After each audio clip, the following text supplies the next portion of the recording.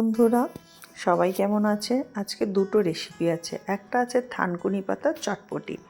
এইটা করতে আমি প্রথমে ফ্রাই প্যানে তেল দিয়ে নিয়েছি। তেলটা যেই গরম হবে এর মধ্যে আমি দিয়েছি একটু জিরে ফোড়ন আর একটা শুকনো লঙ্কা।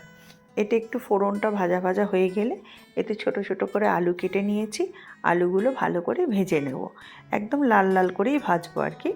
তো এটা ভাজতে ভাজতে আমি একটা কথা বলি, এই থানকুনি পাতা কিন্তু কেউ হট করে খেতে চায় না, কিন্তু আমি যেভাবে রান্না করেছি এই রান্নাটা করে দেখুন, ভীষণ ভালো খেতে লাগে।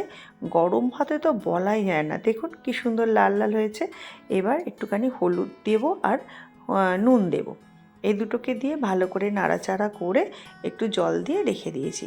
দেখুন আমার সেদ্ধ হয়ে গেছে। এবার থানকুনি পাতাটাকে ভালো করে ধুয়ে বেটে নিয়েছি এবং এইটা ভালো করে একটু সামান্য জল দিয়ে ভালো করে মিশিয়ে নেব।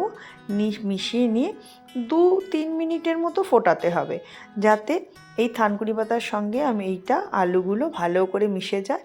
আর কালারটাও দেখুন কি সুন্দর সবুজ সবুজ হয়েছে। সত্যি বলছি, এটা খেতে ভীষণ ভালো লাগে। আর এই রেসিপিটা আমার না, আমার এক বন্ধুর থেকে আমি শিখেছি। তারপর থেকে আমি সব সময় এটা করি। ভালো থাকবেন। আর একটা রেসিপি হচ্ছে বাঁধাকপি পাতা ভাজা। এটাও কিন্তু খুব সহজ।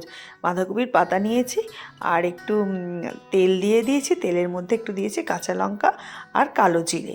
এটা থাকবে। এই বাঁধাকপি পাতা ভাজাটা প্রত্যেক দিন তরকারি খেতে ভালো লাগে না, তাই এই বাঁধাকপি পাতার ভাজা দিয়ে কিন্তু রুটি আর ভাত দুটোই খুব ভালো করে খেতে ভালো লাগে। তো প্রথমে আমি বাঁধাকপিটা একটু নুন দিয়ে ভালো করে মিশিয়ে ঢাকা দিয়ে দেবো।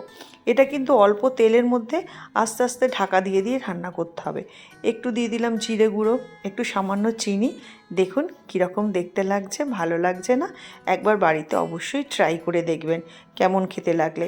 আর ভালো লাগলে একটা লাইক, সাবস্ক্রাইব আর শেয়ার করে দেবেন। সবাই খুব ভালো থাকবেন। অসংখ্য ধন্যবাদ সবাইকে।